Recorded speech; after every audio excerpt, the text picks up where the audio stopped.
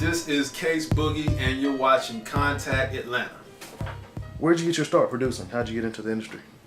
Oh man, I got into the industry. First of all, I went to school. I went to school in Phoenix, Arizona at the Conservatory of Recording Arts and Sciences. Moved here, I think about 06. I started working under Alvin Spikes, interning. So, I was over his shoulder. From here, I went to Chicago and learned with a couple other engineers up there. Jeff Lane, Slavic Livings. And then I came back and Alvin actually got me a gig with Keith Sweat. So he talked to one of his producers like, yo, this is a good guy, can I use him? It's like, yeah, next thing I know, I'm, at Keith's house, working, so it's great. I was like, man, and that's how I got my start, Alvin. That had to be a hell of a feeling as far as getting into the industry and working with Keith Sweat from the jump. It was a hell of a feeling, man, because I thought, I was like, man, I'm on my way. It's here, But it's just, for me, it's been like a slow burn, a slow rise to the top. And I think I like it that way more so than just to, boom, I'm there. You know what I'm saying? You can savor the grind and the journey. So, What achievement would just really just put you over the top and you're like, I have made it, I'm officially where I want to be or where I need to be, or have you reached that point thus far? Nah. I haven't reached that point. I think,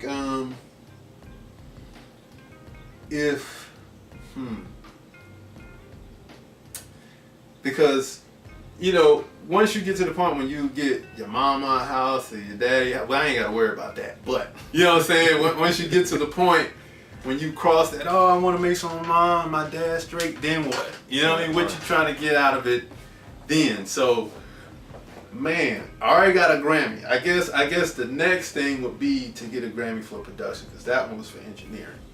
So, to get a Grammy for production would probably be the next step. But after that, I don't know, man. I really can't say because it's a journey. Right. It's a road. And the thing about being an entrepreneur in the music business is a lot of times, 100% of the time, you can't plan for anything, but you just have a goal to shoot for. And I think here's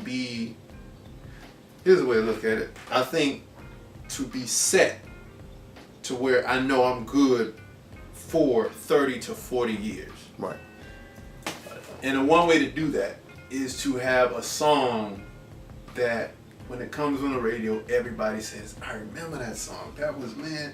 And it gets those reoccurring spins on the radio. Right. And if I got 10 of those, I'm set for 40 years, good. And then just live off an annuity or something. You know what I mean? Right. Yeah. Who would you say would have to be at like the top of the list right now that you just want to work with and you just gotta work with? That I have to work with, that I worked with so far? Or just period? Give me both of them. Okay. The artists that I've worked with so far that I love the most, and I don't want nobody to feel a certain way about it, but it has to be the two new artists that I named earlier. Erica Kane from Cleveland and Lou Screws from Indiana. I mean, just hands down, they are like the best artists. You gotta look for them this year because they will be coming out in some way, shape, form, or fashion. And I'd say like right now, the artist that I would love to work with has to be Currency, because of his work ethic, because of the way they structure their business, because of how you see all this material coming out. Andre 3000, if somebody can find him every once in a while, and Big Crit, man, those guys, because I can relate to a lot of things that they say, right?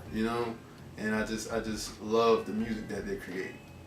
So yeah. Oh, Big Boy. I can't forget Big Boy, man. Big Boy from my hometown, Seaport, Savannah, man. I gotta work with Big some kind of way. I don't know, but we gotta put it together. So you're gonna put that together? Yeah, some kind of way. I don't know, but yeah. How did the collab with Loreal from Love and Hip Hop come about? That came from my manager. My manager is Charles Farrar. He used to be with this production group called The Characters, and it came from a relationship that he had. So he asked me about her. I was like, yo, she's dope. I heard about it 2 years ago. He was like, all right, cool, I'll check her out. She's actually Angela Yee's friend from Hot 105. And so, anyway, he checked her out, and we got together in LA, and the rest is history.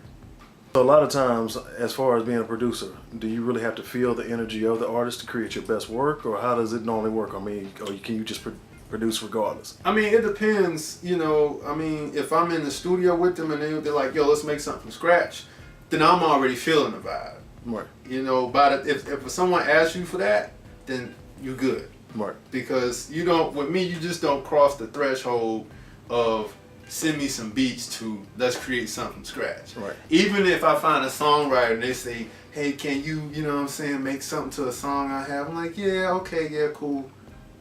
Let's get some of these tracks first, right, and then let's get there. You know what I'm saying? Right. You know?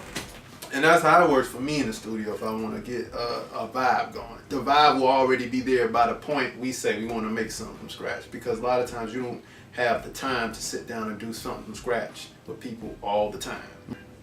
Okay, on your Twitter page you deem yourself as Casey Crocker. Where did the name come from? That actually came from a writing partner, Atia Inc., and she goes by Ink. You might have seen her in the group Vintage Nation around here playing, but she gave me that one day because I was mixing stuff, and she was like, man, I don't trust nobody else to mix my stuff, you know what I'm saying? So that's what she gave me. I was like, really? And she was like, yeah. I was like, cool.